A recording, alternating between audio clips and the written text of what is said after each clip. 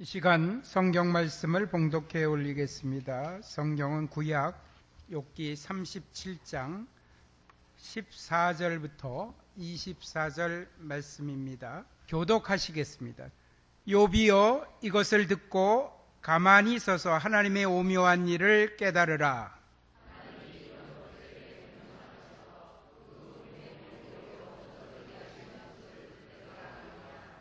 그대는 겹겹이 쌓인 구름과 완전한 지식의 경이로움을 아느냐?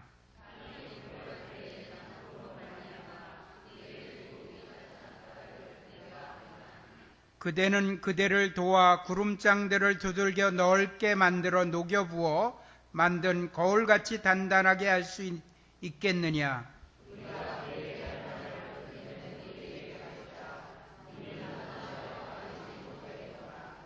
내가 말하고 싶은 것을 어찌 그에게 고할 수 있으랴? 삼켜지기를 바랄 자가 어디 있으랴?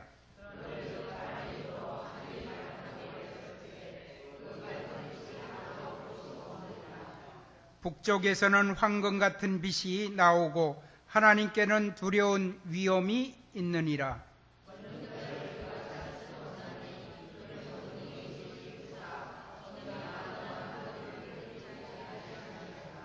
다 같이, 그러므로 사람들은 그를 경외하고 그는 스스로 지혜롭다 하는 모든 자를 무시하느니라. 아멘. 이 시간은 목사님 나오셔서 가만히 서서라는 제목으로 설교해 주실 때 많은 은혜 있기 바랍니다. 할렐루야. 우리 옆에 있는 분들하고 인사하겠습니다. 주의 사랑으로 사랑합니다.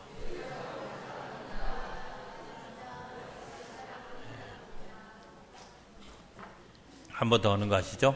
우리 함께 예배하게 돼서 행복합니다.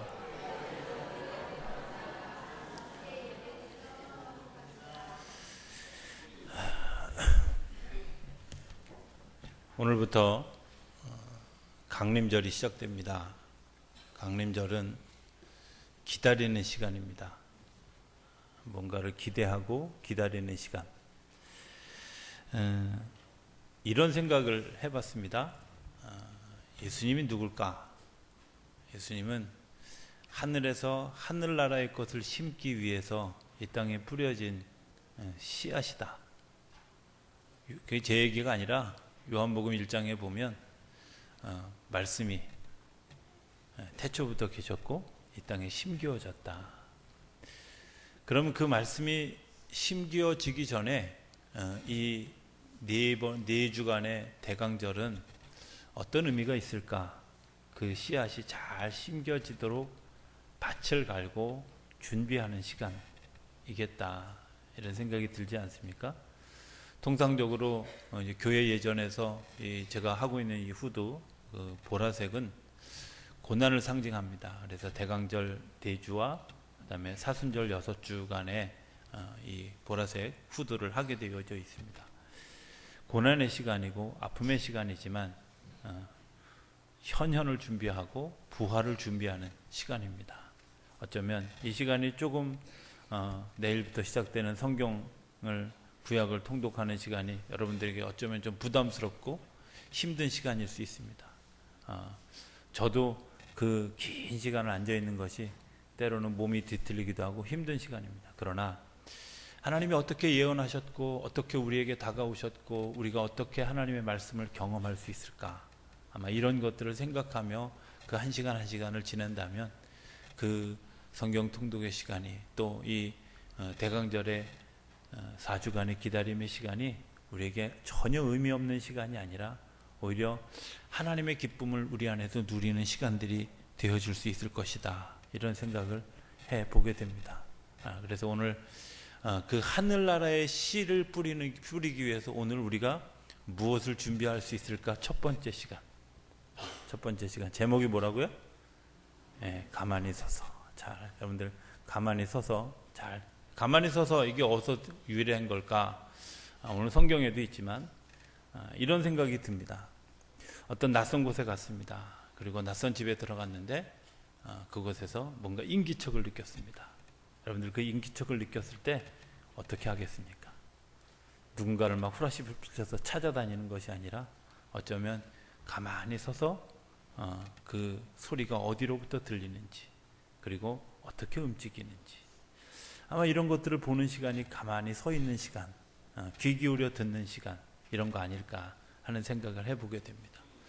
우리가 사실 삶을 살면서 너무 역동적으로 살아서 하나님이 움직이는 것을 느낄 수도 없고, 하나님 말씀하시는 것들을 들을 수 없고, 하나님이 하시는 것들을 느낄 수, 경험할 수 없는 그런 시간들을 살아가고 있었다면, 어쩌면 이 강림절의 첫 번째 주간을 우리가 좀 가만히 서는, 그래서 하나님이 어떻게 움직이는가 하는 것을 좀 귀 기울여 보는 그런 시간으로 가질 수 있게 되기를 소망합니다. 욥기라고 하는 그 주제 가운데서 오늘 좀 이야기를 같이 나누기를 원합니다. 욥기의 주제가 뭐냐 이렇게 많은 사람들에게 물어보면 서슴없이 10명 중에 99명 이렇게 대답합니다. 고난입니다. 고난을 어떻게 이겼는가. 죄송하지만 그것이 원래 의미는 아닙니다. 욥기는 사람들이 이제 잘 모르는데 창세기 이전에 쓰여진, 어쩌면 구약 성경 중에서 제일 먼저 쓰여진 책입니다. 욥기의 주제가 뭐냐? 하나님이 어떤 분인가 알아라, 이겁니다. 하나님이 어떤 분인가 느껴라, 이게 사실은 욥기의 주제입니다. 우리가 이제 욥기를 대충 읽습니다.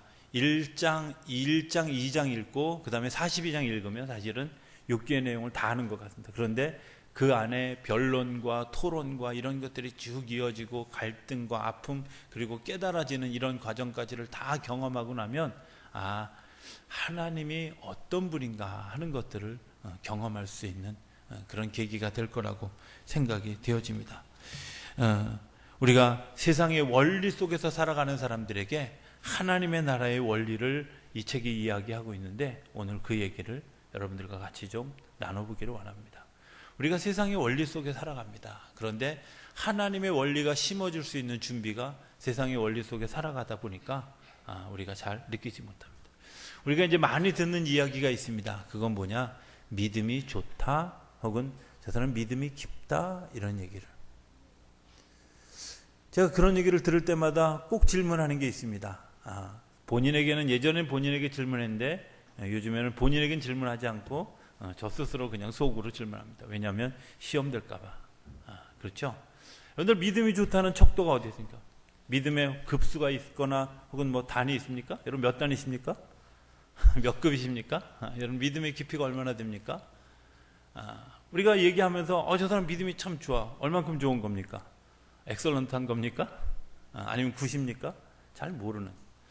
어쩌면 믿음이 좋다, 믿음이 깊다, 그 사람의 폭이 넓다, 이런 얘기를 하는데 사실은 그 믿음이 깊다, 넓다 하는 얘기들이 지극히 인간적이고 세상적인 이야기라는 겁니다. 욥기 1장 1절은 욥을 소개하는 이야기부터 나옵니다. 자, 이 욥을 소개하는 것이 하나님이 그 사람을 소개한 것일까? 아니면 세상의 사람들이 그 욥을 보고 평가하면서 이야기한 것일까? 생각해 보면 후자에 가깝습니다. 욥을 소개합니다. 이렇게 욥은 온전하고 정직하고 하나님을 경외하며 악에서 떠난 자다. 중요한 4가지 단어로 욥을 소개합니다. 그럴듯하죠? 그죠? 온전합니다. 정직합니다. 하나님을 경외합니다. 그리고 악에서 떠난 사람이었습니다. 당대 의인이었습니다. 그런데 하나님이 그를 당대 의인이라고 인정한 것일까요? 아니면 사람들이 그렇게 얘기한 걸까요? 사람들이 얘기한 거예요. 왜? 온전하다라는 말을 영어로 번역해보면 금방 나옵니다. 퍼펙트하다. 자, 여러분들 퍼펙트 하신 분 한번 손들어 보시죠. 퍼펙트한 분을 본 적 있으면 한번 손들어 보시죠. 없습니다. 사실은 우리가 온전하다는 말을 잘 사용하지만 이 세상에 어느 누구도 예수 그분 외에는 퍼펙트한 분이 없다는 겁니다. 그럼에도 불구하고 오늘 우리가 뭐라고 얘기하냐면 그 사람 참 온전해. 이분 온전한 사람이었어. 이렇게 소개하는 거예요. 정직하다. 정직하다. 저는 그 정직하다라는 말, 우리가 흔히 이제 정직하다는 말이 거짓말하지 않으면 정직. 거짓말하지 않는 것도 사실은 어려운 일입니다. 그런데 내 감정을 속이는 것도 거짓말입니다. 내가 지금 화가 나는데 참고 있는 거 거짓입니다. 정직한 거 아닙니다. 내가 뭔가 지금 내 마음속에 어떤 격동이 일어났는데 그 격동을 표현하지 못하는 거 정직하지 않은 겁니다. 내 마음속에 막 기쁨이 있습니다. 그 기쁨을 표현할 수 없는 거 정직하지 않은 겁니다. 많은 우리가 여러 가지 상황 가운데서 정직하지 않은 상황들을 직면하면서도 그 정직하지 않은 상황들에 대해서 대처하지 못하는, 그런데도 불구하고 우리를 스스로 정직하다 이렇게 얘기하는 것 자체가 사실은 굉장히 하나님에게 반항하는 겁니다. 하나님을 경외하는 거 쉽지 않아요. 여러분들 하나님을 경외한다는 말 아주 쉽게 표현하면 이런 거, 24시간 하나님만 바라봐. 가능하십니까? 저는 24시간 하나님만 바라보지 않습니다. 왜냐하면 가끔 지나가는 사람도 쳐다보고요, 가끔 나무도 쳐다보고 건물도 쳐다보고 그리고 책도 보고, 언제 하나님 볼 시간이 사실 잘 없습니다. 하나님을 경외한다고 하는 것 24시간 하나님만 바라봐 이건데, 하나님만 바라보는 것이 가능할까? 또 악에서 떠났다, 저 사람은 악하고는 전혀 관계없다, 그렇습니까? 아닙니다. 사실은 우리가 악한 구덩이에서 살고 있기 때문에 어떤 때에 어떻게 넘어질지 모르는 것이 인간입니다. 그럼에도 불구하고 욥기는 욥을 소개하면서 이렇게 얘기합니다. 그들은 온전하고 그 다음에 정직하고 하나님을 경외하고 악에서 떠난 자다.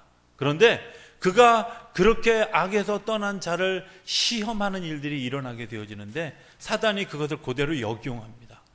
하나님, 저 사람이 하나님을 경외하는 것은 저 사람에게 재산을 많이 주어서 부자가 되어졌고, 자녀를 많이 주어서 풍성하게 되어졌고, 건강한 육체를 주었고, 그리고 아름다운 아내를 주었기 때문에 저 사람이 하나님을 경외하는 거지 달리 이유가 없습니다 하고 그 모든 재산을 송두리째 뺐습니다.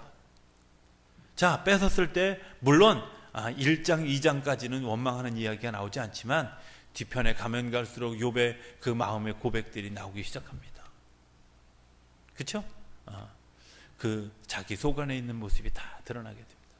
대처하는 방법도 세상적입니다. 대처하는 방법도 3장부터 보면 이제 욥을 찾아온 많은 친구들이 이야기를 합니다. 욥이 찾아온 친구들을 얘기 가운데 중요한 거 4가지만 제가 정리를 하면, 첫 번째는 내 경험에 의하면 이렇더라 하는 이야기를 한다. 내 경험에 의하면, 내 경험에 보니까 하나님이 이렇게 하시는 것 같아, 네가 이런 것 같아, 이렇게 얘기해요. 오늘 우리가 많이 사용하는 언어입니다. 그죠? 어려운 사람을 경험하면 저도 내 경험에 의하면 이렇습니다. 그런데 여러분들, 내가 경험한 것이 하나님이 우리에게 보여주시려고 하는 것 전부입니까? 내가 경험한 것이 하나님이 우리에게 보여주신 것 전부입니까?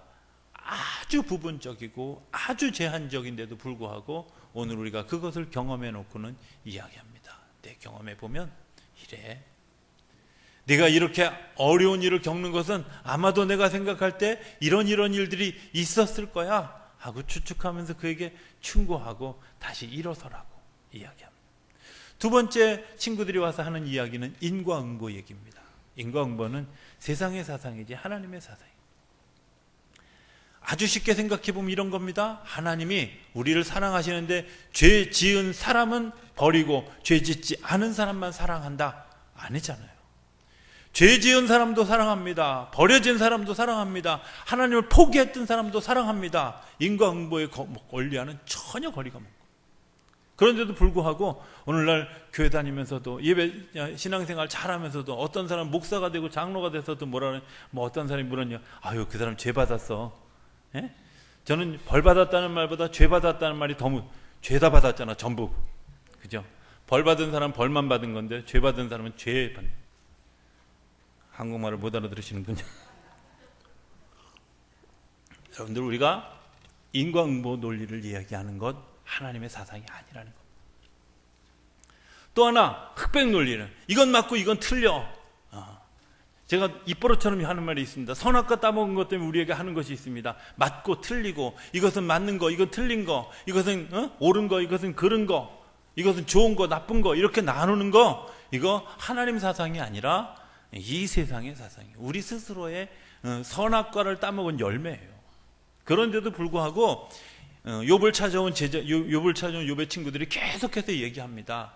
이건 맞고 이건 틀리고 네가 이런 잘못들을 했기 때문에 그랬을 것이야. 또 다른 친구는 뭐라고 얘기하냐면 독선적으로, 야 너는 잘못했어 하면서 그를 정죄하고 고발하기 시작. 욥의 하소연이 있습니다. 이런 일들을 다 겪으면서 하는데 하나님, 내가 하나님을 보고 싶은데 하나님을 만날 수가 없습니다 라고 고백합니다. 여러분들, 우리가 왜 그런 일들과 직면해서 서느냐면 내가 하나님을 만나고 싶은데, 하나님을 보고 싶은데, 하나님을 경험하고 싶은데 하나님을 만날 수가 없습니다. 여러분들, 이 고백이 중요한 겁니다. 오늘날 우리가 살아가면서 이건 대충 이렇게 하면 돼, 이건 이렇게 하면 돼, 내가 경험했던 것, 내 논리와 내 생각과 내가 가지고 있는 지식을 가지고 이것을 극복해 갈 수 있다고 생각하는 것 자체가 하나님하고 거리 없는 겁니다. 거리가 먼 겁니다. 교만함은 뭐냐? 하나님 없이도 내가 할 수 있다고 생각하는 게 교만함입니다. 겸손함은 뭐냐? 하나님이 계시기 때문에 무엇인지 할 수 있습니다가 겸손한 겁니다. 오늘 우리가 살면서 나는 교만하지 않습니다라고 얘기하면서도 얼마나 교만한 사람들이 내가 했습니다, 내가 한 겁니다, 내가 할 겁니다, 내가 할 것입니다, 하나님이 내가 할 수 있는 힘을 주셨습니다, 그랬을지 모릅니다. 그러나 내가 하는 것이 아니라 하나님이 하게 하시는 겁니다. 내가 하는 것, 내가 할 수 있다고 하는 것 자체가 교만함입니다. 하나님 앞에 서는 것. 인간의 궁극적인 가장 커다란 기도가 무엇일까? 하나님을 구하는 겁니다. 하나님, 내 곁에 와 주십시오. 하나님, 나를 이끌어 주십시오. 하나님, 내가 한계에 부딪혔습니다. 하나님 오셔서 이 문제에 주인이 되어 주십시오. 이것이 오늘 우리의 기도여야 한다고 하는 겁니다. 저는 이런 세상의 원리를 흔히 제가 이렇게 쓰는 용어로 카더라 방송이라고, 세상이 뭐뭐라 카더라, 뭐뭐라 카더라 이렇게 얘기하잖아요. 그죠? 예. 뭐 어떤 사람은 우유가 좋다 얘기도 하고, 어떤 사람은 우유가 아주 나쁜 거라고 얘기해. 다 카더라죠. 그렇죠? 예. 어떤 사람은 뭐 MSG가 좋은 거다, 나쁜 거다, 맛을 내는데 필요한 거다, 다 카더랍니다. 오늘 우리가 세상의 논리로 살아갑니다. 세상의 논리로 살아가면서 지치고 아무것도 믿을 수 없을 때 할 수 있는 기도가 무엇일까? 주님, 내 곁에 오십시오. 주님, 나를 좀 만나 주십시오. 내게 보여주십시오. 내가 주님을 경험하기 원합니다. 이게 오늘 우리 대강절을 시작하는 첫 번째 주일의 기도여야 할 것이라고 믿습니다. 예, 그 기도의 핵심이 뭐냐? 가만히 서는 겁니다. 내가 움직일 때는 주변 물체의 움직임을 경험할 수가 없습니다. 내가 마음대로 움직이고 행동할 때는 주변에서 들려오는 소리를 들을 수가 없습니다. 작은 소리, 조그마한 소리, 정말 세미한 음성들을 들을 수가 없습니다. 그런데 내가 멈추어 서고 가만히 서고 내 행동을 완전히 멈추고 나면 주변의 소리들이 들리기 시작합니다. 대강절을 시작하면서 오늘 우리가 여전히 바쁘게 시작합니다. 대강절을 시작하면서 왜 송년회도 많은데 성경 통독을 그 3주간 동안이나 할까? 여러분들, 송년회 안 가셔도 분명히 이번에는 들어야 될 것이, 주님이 나에게 뭐라고 말씀하시는지 좀 들을 수 있게 되기를 주의 이름으로 부탁드립니다. 하나님이 말씀을 읽으면서 나에게 뭐라고 말씀하시는지. 여러분들, 왜 하나님이 우리를 엎으십니까? 그것은 하나님의 것을 심기 위해서 그렇습니다. 이 땅에 왜 예수 그리스도를 보내십니까? 이 땅의 것들로는 더 이상 구원함을 얻을 길이 없습니다.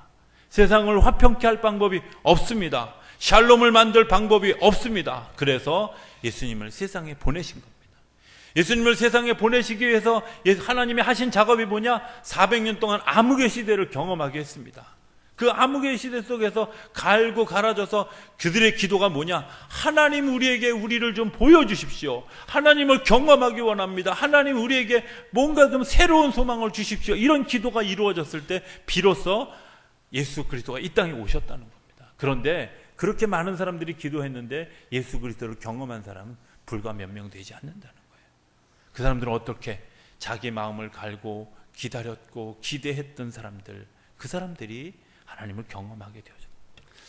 우리가 해마다 성탄절을 준비합니다. 성탄절을 맞이합니다. 그런데 예수 그리스도를 경험하지 못하고 지나간 성탄절이 얼마나 많이 있습니까? 올해 성탄절은 정말 가만히 서서 그분이 어떻게 나에게 다가오시는가 하는 것들을 좀 움직임을 감지한 것 때문에 하나님을 경험하는 일들이 저 여러분들 가운데 일어나게 되길 바랍니다. 오늘 본문은 이렇게 얘기합니다. 너는 욥에게 이르되 가만히 서서 하나님이 하시는 오묘한 일을 봐라. 오묘한 일을 봐라. 그리고 뜬금없이 이렇게 얘기합니다. 구름을 봐라. 뭐 제가 이제 풀어서 하는 얘기입니다. 구름을 봐라. 구름 어떻게 생겼습니까? 여러분들 구름 속에 뭐가 있다고 생각하십니까?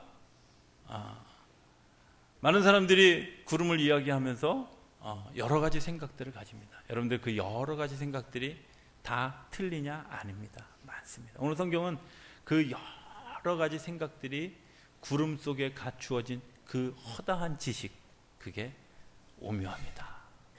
그렇죠? 거기 물방울이 모여 있어서 비를 내리게 합니다.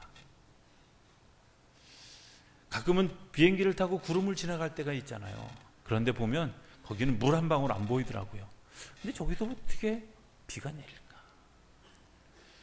거기를 이렇게 지나가다 보면 그 물체가 이렇게 막 단단한 물체가 아니라는 사실을 우리가 알게 됩니다. 그런데 그 구름끼리 부딪혔는데 천둥 소리가 나고 번개가 일어나고, 도대체 저 물체의 핵심이 뭘까? 오늘 욥기 기자가 그 얘기하는 겁니다. 이 15절인가 보면요, 이렇게 얘기하죠.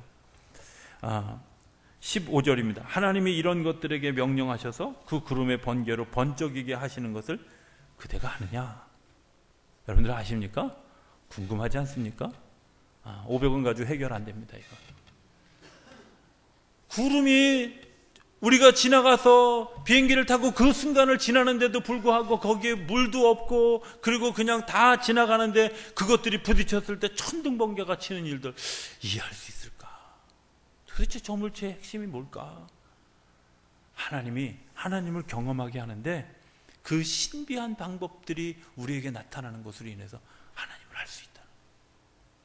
그 뒤편에 보면 이렇게 얘기합니다. 뭐라고 얘기하냐면 17절, 땅이 고요할 때 남풍으로 말미암아 그대의 의복이 따뜻한 까닭을 그대가 아느냐. 굉장히 시적인 것 같은데 여러분들은 풀으면 이런 겁니다. 바람이 붑니다. 바람이 분데 내가 따뜻한 옷을 입은 것 같이 따스함을 느꼈다. 그런 바람 있죠? 네? 근데 인간이 만들어낸 바람은 손풍기, 그죠? 여기서 따뜻한 바람이 나옵니까? 아닙니다. 온풍기 개발한 지 얼마 안 됐습니다. 그런데 그 온풍기도 우리가 마치 옷을 입은 것처럼 따뜻하게 느껴지지 않습니다. 그런데 어느 날 하나님이 나에게 부여하신 그 바람은 마치 내가 옷을 입은 듯한, 나를 감싸고 도는 듯한 그런 그 바람을 느끼게 된다. 언제 느낄 수 있다고요? 가만히 서 있을 때, 묵상하고 집중했을 때 우리가 느낄 수 있는 겁니다. 하나님이 자신을 계속해서 보여주고 계십니다. 천둥 번개를 우리에게 보여주시는데도 불구하고 가만히 서 있지 않은 것 때문에 느끼지 못하는 거예요. 집중하지 않기 때문에 느낄 수 없는 거예요. 아니, 내가 그거 가만히 서서 그냥 있는 그대로를 느끼면 내가 경험할 수 있고 느낄 수 있음에도 불구하고 우리가 그것을 생각하지 않고 자꾸 세상의 원리에 따라서 그냥 살아간다. 바람이 불 때 그냥 바람을 느끼면 되잖아. 시원한 바람이 부네. 따뜻한 바람이 부네.